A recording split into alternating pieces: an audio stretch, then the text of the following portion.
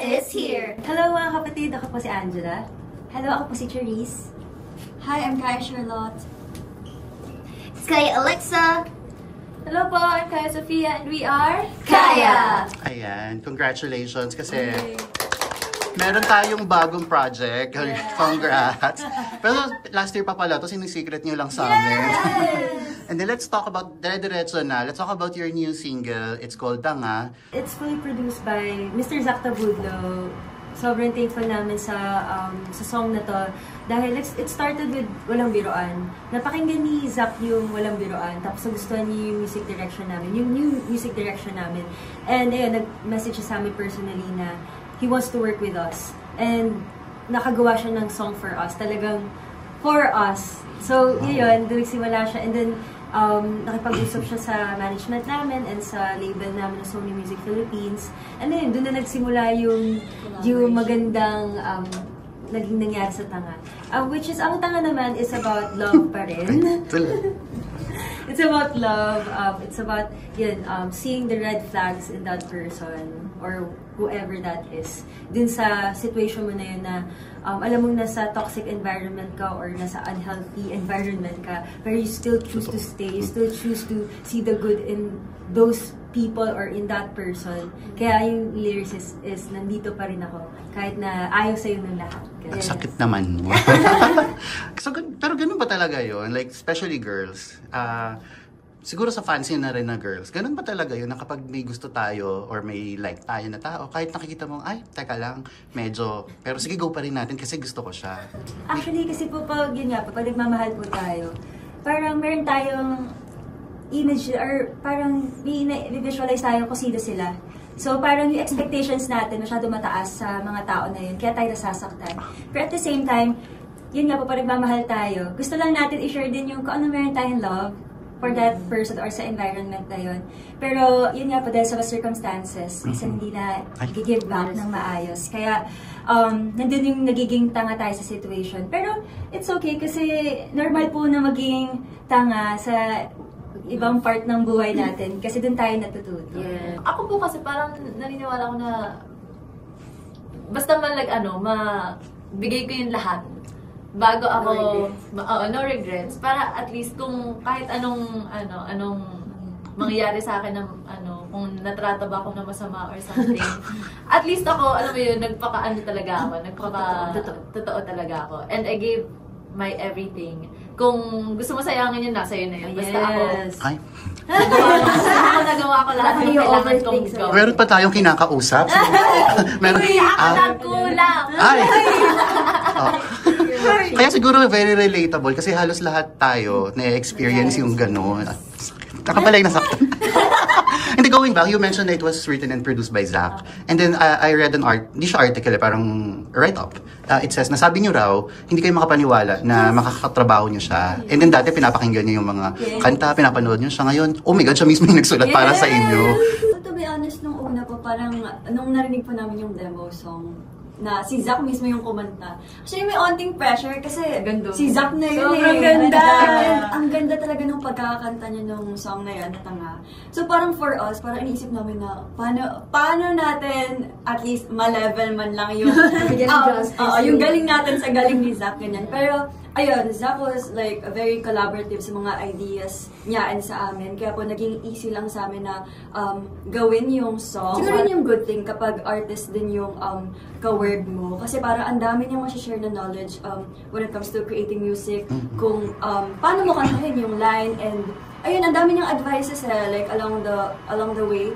So parang for us, naging madali and naging maganda yung outcome and masaya din. And ayun, nagkaroon din kami ng connection with Zach after the recording. Naging mag-friends talaga po kami. Kaya parang we are grateful kasi sobrang genuine ni Zach sa amin na girls. And ayun, we can't wait na makatrabaho pa namin ulit sa Zach. Sana. And ayun, we're hoping na maging maganda yung outcome ng music namin both. Yes. Very light, very R&B. May pagka-90s din naman siya. Tapos, yun ba talaga yung goal doon na nostalgic ang dating? Kasi, di ba, parang may binabalik siyang memories eh. I think si Zac kasi yung mga songs niya talaga is more like, yun nga, like, yun, hindi lang sa timeless siya, parang meron talagang, parang siyang perfume. Pag inamoy mo, merong nagwabalik ka. Yes! Ganun yung, Over naman sa reference. Yes, sa reference. Siguro, for Tanga, even though yung message niya is like heavy, si Zac kasi ginawa niyang comforting yung song, naglagay siya ng mga elements na electric guitar, ganyan. And sabi niyo nga po, di, parang very nostalgic yung vibe niya. Kasi parang we don't want the listeners to feel na parang pinagagalitan namin sila kasi ang tanga nila, ganun. Hindi yun yung goal eh. Parang ang goal namin, like sinasamahan namin sila na lahat naman yan na-experience and we are here to give you comfort na parang if you're ready na parang ma-realize na everything and to move on, susuportahan ka namin. Pero kung gusto mo pa rin mag-stay dyan, gusto mo pa rin hindi ka pa rin kami advice. So, hindi sila nag-iisa, nandyan ka. Kaya's there. Ano ba yan? Hindi, na-mention mo nga na heavy yung song, heavy yung message. Pero the song itself, ang light. Diba? The irony of it na ang heavy ng gusto niyang sabihin. Pero ang chill niya lang. Ang saya niya lang. Iiyak ka po, pero babalik yung luha mo. Nakangiti lang. So yun, sa mga Zaya and sa mga taong gustong tutukan yung mga music namin, magre-release kami ng music video! Yeah. Ito, ginawa namin itong release ito ng iba naman from our previous releases. Kaya kung makikita, nagkaroon kami, instead of yung photo lang, nagkaroon kami ng concept film para mapakita din yung parang playful na pagiging tanga. Yung mga simpleng, akala mo nakakatawa siya pero nung nandun sa sitwasyon na yun, heavy yun para sa'yo, masakit yun para sa'yo. So I think yung mga yan, yung kaya may episode siya, episode 1 to 5, yung sa amin, is connected siya sa music video, papanood yun later. Favorite part ko din siguro yung yung process na, yung ginagawa pa lang namin yung thought na yun, yung idea na yun. Plus, working with Kaya and yung team namin. Yung masaya. Pero, ano yung masaya sa'yo? Sa akin siguro yung concept itself. Oo nga. Kasi sobrang bago. Sabi mo na kaya, okay lang Hindi, sabi. para matutunan sila. Mamaya konti na lang. Ayan. Kala ko naman. Ilang oras na mag-hintay. Kala ko may exclusive ko na charot. Pero siguro yung concept itself. Ano lang yung dapat nilang abangan dun sa concept na yan? In-spoil namin. Pero ano siya? Sabihin na siguro. Exclusive din to eh. One take music video lang po siya. Yeah. It's giving rom-com po. Oo, tuloy po namin siya ginawa mga 10 beses. Actually, may mga ano siya, 10K steps challenge talaga. Ay, rehearsals pa lang. Grabe. So may bago pa na tayong challenge na gagawin. Yeah, as in, yung ano kasi na, yung music video po na yun, parang different sets siya in a big studio. So, habulan talaga kami dun kung saan kami. Yes. Tapos, parang, something memorable for me dun is, hindi ko alam kung saan ko isisingit yung sarili ko para hindi na ako makita Sa camera. Yeah. Tulungan siya. team. Parang team building, ganun yung Oo, vibe. parang hindi lang, Amazing race. hindi lang kami yung tumatakbo, pati mga nagka-camera yun, nag-iilaw. Everyone talaga tumatakbo nung day na yun. Grabe. More than that din po, siguro yung masasabi ko nilang din sa music video, yun nga, connected siya with each other, para bang, ang concept niya is like, sabi ko na to, no? Kasi, Okay. Ilalabas ko after na lang. Sige. Hintayin ko lumabas. Parang maging Part lang po natin. Parang ng mga Zaya, ng mga manonood, parang yung nangyari, isinusundo ni Sofia, yung mga nasa Tanga Street kasi sila. Kami, nasa Tanga Street kami. Pag ako sinundo ni Sofia, isa lang ibig sabihin. Parang ganun. So, sinundo niya yung mga tanga sa pag-ibig. Ganun naman yung ginagawa ng friend eh, yung tumatayo, kahit mother mo, parents mo, kasi naman yung tumatayo na sabi nga ni mama mo. So, yun nga, na parang sinusundo niya, na parang umalsa tayo dito sa Tanga Street na to. So, parang yung music video, ano siya, road trip siya, para makaalis ka na din sa Tanga Street situation.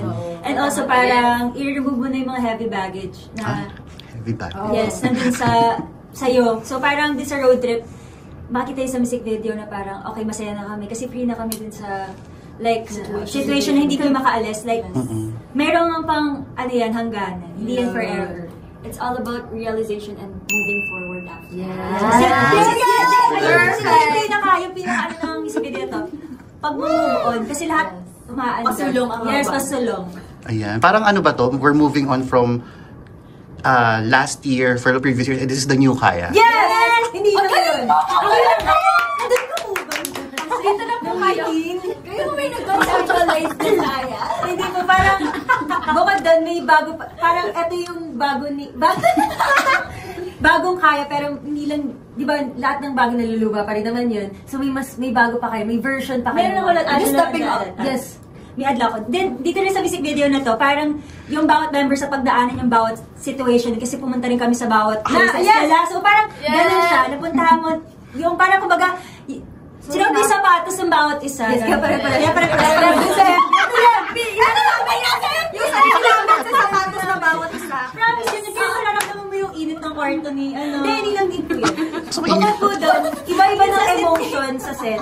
Iba-iba emotion sa set. Iba-iba emotion ng kumakanta. Like, ayoko na sabihin pa walang... Hindi Over na. Visualize na lang. And isa pa nilang aabangan. Ano yun? Isa pa nilang aabangan is snippet ng dance natin. Yes! Di ba na? Never, hindi pa namin napakita ever. Hindi mawawala yan. Okay. Hello mga kapatid! Pwede niyo po kami i-follow sa mga social media accounts namin. I-search lang po ang Kaya Official PH, and Kaya members. Sana mapanood niyo po itong music video namin sa, yun nga po, sa all streaming platforms. Yes, and pakinggan nyo po yung mga songs namin sa iba't ibang digital streaming platforms.